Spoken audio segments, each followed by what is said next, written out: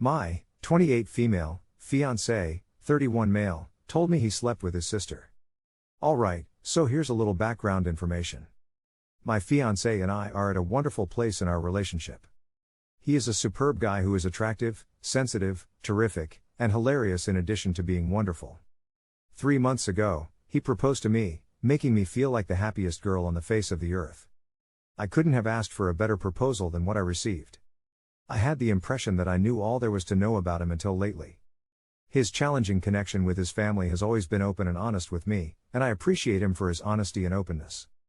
As far as I'm aware, he and his elder sister, 33F, aren't really close and don't speak much with one another. She was the first person I'd ever met, and I'd already been in a relationship with my now fiancé for 4 years at the time of our meeting. We even reside near to one another, just a few hundred miles apart yet in the same state, as a matter of fact. The reason for his reluctance to pay her a visit, I had always assumed, was due to the fact that they were never particularly close in their relationship. When he was 10, his parents split, and she moved in with her father while he remained with his mother. It was always to get him to pay a visit to her and her children, since I wanted him to have a sense of belonging with his nieces and nephews. However, he always managed to come up with an excuse not to go.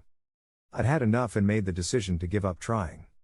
So that there would be no misunderstandings, I inquired of him last week, when I was working on our save the dates, and asked for any addresses he had for his family members, including his sister. It was at this point that I saw him stiffening up, and he went on to say, "She's not coming to the wedding." I was surprised. In spite of the fact that I'd given up on trying to get him to date her, it seemed strange to me that he wouldn't want her to be a guest at his marriage ceremony. Honestly, I'm praying that this was an isolated incident and that it never happens again.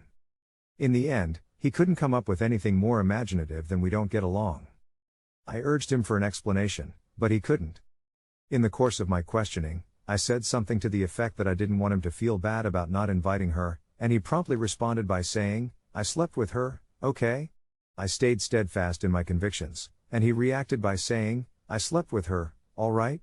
The only thing I could do was sit there and stare at the ceiling, bewildered. Nonetheless, after the full force of his remarks has sunk in, I must further information in order to choose my next course of action. After much prodding, he eventually admitted that they had met around 2 years before we did, and that they had both been under the influence of alcohol at the time of their encounter. However, I wasn't sufficiently inebriated to be able to forget about it. Was it not the fact that he offered his apologies that continued to excite him on? These kind of incidents do happen from what I understand, but I'm not sure what to do in this particular scenario. Despite the fact that I'm meant to be putting together a wedding, I'm not sure I'll be able to look at him the same way after this experience. Of course, he continues to have a special place in my heart. That continues to be the case today. However, I'm concerned that this will be something I'll never be able to get over. What should I do if I find myself in this situation? Is it essential for me to cancel my wedding? Is it necessary for me to cancel my wedding? Is it worthwhile for me to continue on this path? Is it really essential for us to go to therapy for something that I'm not even sure I want to think about right now? Any aid would be much appreciated. Edit. In response to several inquiries, I am now seeing a therapist on a regular basis. I've been there for approximately a year. I have an appointment next week, which I haven't had since he informed me. I'm proposing that he go to treatment as well, whether or not I decide to continue with him. I also know that my prying and nagging was ineffective. I know I'm not flawless. Story 2. When does the healing begin? Lost love. Because there is so much to say, this will turn into a Bible, but I'll make every attempt to keep it as short as possible to avoid being overwhelming. In spite of the fact that I'm now in therapy and don't think I have much to say, I feel the need to vent. Any and all advice and responses are much welcomed, as I'm actually hurting. I apologize for the disarray of this message. For 8 years, we went through the normal ups and downs of every relationship, but nothing major ever happened between us. We simply clicked and rocked each other's worlds, eventually becoming best friends and then officially married, with family on both sides supporting and loving us. It was almost picturesque, if you know what I mean. A lot of things were on my mind. I had plans for a marriage and children, and we were all on the same page about everything. I was over heels in love with her at the time. Things seemed to be looking up when we got the tragic news that her mother was dying of cancer. I took it upon myself to seek her father for his approval to marry her as we tried to come to terms with the news. I was granted his blessing very immediately after I approached him about it. I had a good relationship with her father, and the rest of the family did as well. I had a strategy in place and had said that I would wait until after coping with the dread of what was to come before popping the question. My life was shattered within a week after her mother's death. My closest friend, lover, and soon-to-be wife had cheated on me and married a coworker, and my whole family had just abandoned me without a second thought. The woman approached me and informed me that I had done nothing wrong and that it was not my fault. As a caring husband, I was there for her when she needed me and did everything a loving guy would do, so I have no idea what she is talking about. When I got a text from her expressing remorse and apologizing for what she had done, I reacted angrily and blurted out the words. Despite the fact that I have continued to convey my concern, there has been no more contact. It is still possible to have an inexplicable and limitless amount of fury in me right now. The pain I'm feeling is unbearable, and I've never had such intense feelings in my life. When I think of what was, about how amazing that life was, I'm still in tears.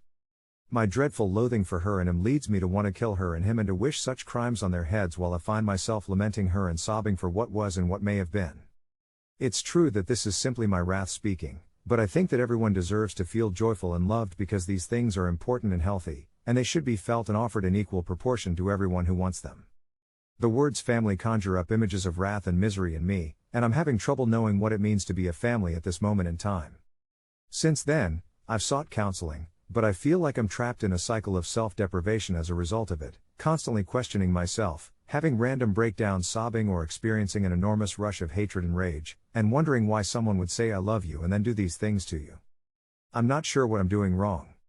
The depths to which I've descended, feeling suicidal, worthless, and as if my life is about to come to an end are beyond comprehension. In order to feel numb, I've spent all of my own funds on drunken, drug-fueled binges and escapades. I've totally lost any sense of logic and self-control, and I don't think I'll ever be able to function as a responsible adult in the future. Yes, I realize that I should continue my therapy and that time will eventually heal me, but when will that be? Nonetheless, despite my overwhelming want to quit up, I've been doing all I can to continue moving ahead.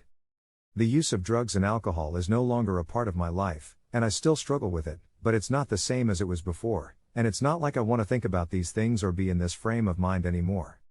Throughout the day, I tell my inner voice that I do not love her, that I do not love what was, that I do not miss her, that I do not miss what was, that everything feels wrong, that life seems to be in a bad way right now. As a result of this dreadful period, I am lucky to have people who have been by my side, including an old acquaintance from a decade ago who I reached out to for assistance when I needed it. If it weren't for these individuals, the medications, and treatment, I believe I would not be where I am now. However, the ramifications of my actions continue to haunt me today. My mental instability has persisted for at least the last 6 or 7 months, despite my efforts to overcome it via various mental gymnastics. I'm sick and tired of it, and I'm done with it. We appreciate your understanding that this letter is lengthy and convoluted, but I thought I wanted to explain myself in a different manner. We appreciate each and every one of you taking the time to read this. I'd want to take this opportunity to convey my hope that everyone who has read this is in a good position at this time. Regardless of how little or serious the challenges you are experiencing are, I wish you the best of health and a long and prosperous life, and I thank you once more for taking the time to read and react to my inquiries, and also for your aid. You have a Merry Christmas and a Happy New Year in the year 2022, and everyone wishes you the best of luck.